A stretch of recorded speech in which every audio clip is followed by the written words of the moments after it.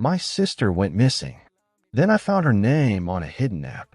Let me tell you something straight up. I used to think weird stuff only happened to other people. You know, the kind of twisted stories you read online that end with, "I wish this was fake." But then it happened to me. And now I wish, more than anything, that I could go back and not open that app. My name's Tyler. I'm 17. I live in this small, nothing ever happens kind of town in Oregon. Boring, rainy, lots of pine trees. My sister Emily, she's 19, college freshman, smart as hell, but way too curious for her own good. She disappeared 6 weeks ago. No note. No signs of struggle. No ping on her phone. No evidence of a break-in. Just gone. And the cops? They shrugged it off like she ran away. Said she was probably overwhelmed with school. Case closed. But I knew Emily. She was the glue in our messed up little family. She wouldn't just leave. She was the kind of person who made backup plans for her backup plans. So when she didn't show up for our Friday pizza night, the one tradition we had, I knew something was wrong. I started digging through her stuff the day after she disappeared. Our parents were a wreck, so I said I'd help clean up her dorm room. That was my excuse. What I really wanted was to find anything. A clue. Breadcrumb. Something the police missed. Her laptop was password protected, obviously, but I knew her favorite book and her dog's birthday. Bingo. I got in. At first, everything seemed normal. Emails, notes from class, some unfinished papers. But then I found this folder labeled archive underscore delete, hidden in the system files.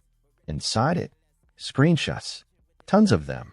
Most were just blank black screens with timestamps. But one caught my eye. It was a screenshot of an app I'd never seen before. It had a black interface, red text at the top that said "The Other Side." There was a list of names underneath, like a chat room or something, but the names were weird. Shadow Echo 24. Hollow Eyes. Dollmaker.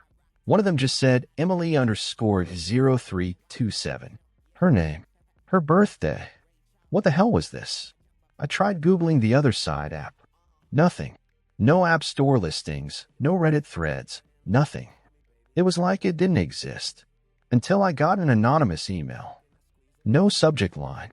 No sender. Just a one-line message. If you want to find Emily, don't tell the cops. Download this. Now. Attached was an APK file, Android only. I was using my school-issued Chromebook at the time, but I had an old Android phone tucked in my drawer. Totally white, no SIM. Perfect for something shady. I installed it. Black screen. Red logo. Same one from the screenshot. Then a loading circle. And then a nothing. Just a blinking cursor. Like an old command prompt. I typed /help. The screen flickered. Then a list of commands popped up. /join, /find, /message, /location, /exit. My fingers were shaking. I don't know why I typed it, but I did. /find Emily underscore 0327. The screen glitched. A loud static noise came through the speaker. And then a map. A live map showing a red dot in the middle of some woods. Coordinates underneath. Less than an hour from our town. And then another message popped up. You have 24 hours. Come alone. That was it. No sender. No return button. No way to copy the coordinates. But I screenshotted it, wrote it down, and threw that phone back in the drawer like it was radioactive. I wanted to scream, to tell my parents, to call the police. But something stopped me. What if this was the only chance I'd get? That night, I packed a flashlight, a pocket knife, a charter pack, and a hoodie. I said I was going to crash at a friend's house to get their mind off things. They didn't ask questions. I think they were just glad I was talking at all. I biked halfway, then ditched it behind a gas station and walked the rest. The deeper I went into those woods, the quieter it got. No birds, no wind, just that red dot burning in my brain. And then I found it. Not a body, not a phone, a door. Right there in the middle of the forest floor, half covered in leaves and moss. Like a cellar door from an old horror movie. Rusted hinges. No handle. Just a keypad. And painted in white, dripping letters above it. The other side welcomes you. And then my phone buzzed. The one with the app. One new message. She's still alive. But not for long. My legs froze. I mean it like my brain was yelling move, but my feet were stuck in cement. That door, it wasn't supposed to be real. This whole thing felt like some creepy ARG, or a prank show, or one of those internet rabbit holes where you lose hours and end up in a digital ghost town. But that message on my screen, she's still alive, but not for long. That was Emily. I knew it in my gut.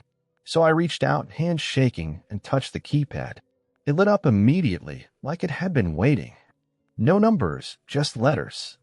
I typed Emily_0327. Click. The door cracked open a couple inches, just enough for a stale gust of air to hit me in the face. Smelled like mold, iron, and something else. Something wrong. I pulled it open the rest of the way, using my flashlight to peer inside. The staircase. Not a normal one. These stairs were narrow, old, and built from concrete, the kind that crumbles if you step wrong. They spiraled downward into pitch black nothing. No light, no sound, no exit signs.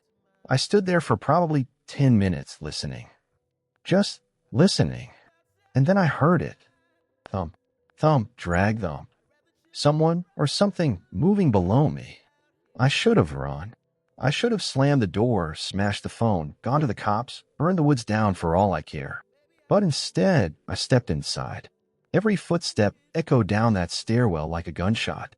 I kept the flashlight low, sweeping left to right. The walls were lined with old pipes, some leaking, others wrapped in what looked like faded burlap. I made it about 5 stories down before the stairs ended at a metal door. No handle, just another keypad. This one had a new prompt blinking. Prove you belong. I didn't know what that meant. I was about to back away when the phone buzzed again. New message. Tell us what only she would know. I hesitated, then typed. When she was 6, she fell off the swing set and broke her arm. I was the only one who saw it. I carried her back to the house. The keypad beeped. Click. The door slid open. What I saw next didn't make sense. It was a hallway, perfectly white, bright fluorescent lights, cold tile floors. It looked like the inside of a hospital, but too clean, too empty. No nurses, no machines, no signs. Just silence. I walked forward. Each step felt heavier. There were doors on both sides, each with names written on them. Not normal names. Code names like an app. Hollow Eyes, Dollmaker, Obsidian Laugh, and then Emily_0327. My breath caught in my throat. I ran to the door and yanked it open. Empty. Just a single chair in the center of the room. A camera mounted in the top corner. The light on it blinked red. And on the floor, bracelet. Emily's.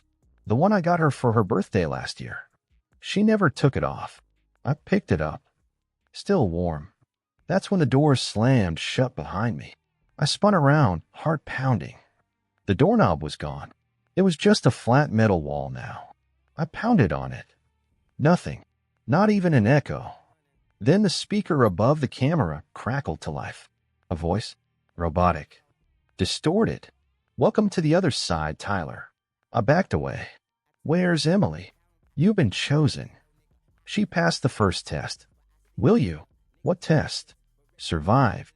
And then the floor dropped. I fell hard, into some kind of chute, tumbling into total darkness. My flashlight slipped from my hand and smashed somewhere below. I landed with a sickening thud on something soft. A mattress? No, it was squishy. Wet. I reached out. My hand touched hair. A face was wide open, but not blinking. Not human. And then something breathed next to my ear. A whisper low and crackling like a broken speaker. You're not supposed to be here yet. I didn't scream. I wanted to believe me, I needed to, but the air in that place felt too thick.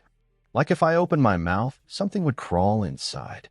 Whatever I landed on, it wasn't a person. At least, not anymore. I scrambled backward, heart hammering in my chest, hands scraping against the damp floor. My flashlight was gone, but the room lit up a second later.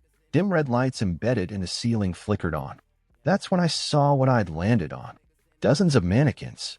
Or at least I thought they were mannequins. Pale, hairless, mouthless. Some were twisted in ways human bodies shouldn't be twisted. Their arms were too long. Their knees bent the wrong way. But their eyes were wide open and glassy. Real eyes. And they were all looking at me, staring.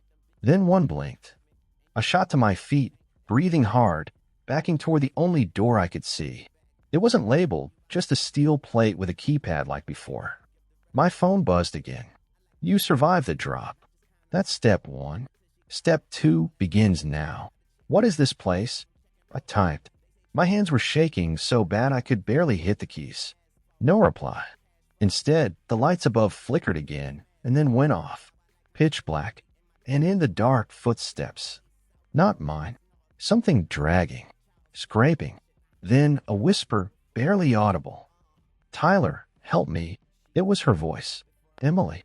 But it sounded wrong. Off. Like someone trying to imitate her. I shouted back. Where are you?